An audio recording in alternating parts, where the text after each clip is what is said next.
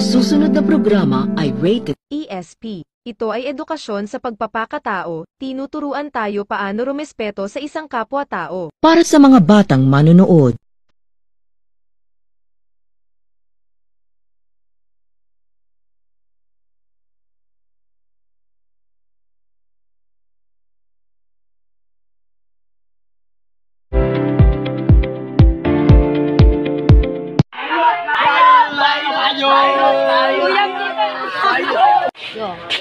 Hoy, tigilan na siya. Bakit siya pinagtutulungan ka doon? Ano naman siya ginawa sa inyo masama?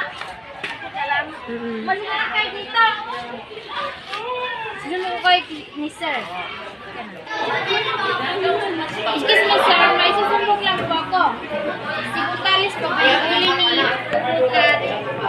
Libon kahit wala naman po siyang kasalanan ginawa sa kanila. Tatawagin nilang Obat o Libon. Ubot at saka Libon, pumunta kayo dito sa Rome. Sabi ni sir. Ating nyo binibalik yung Duban. Sorry po sir, hindi na po namin maulit. Sige, humingi ka ng tawad.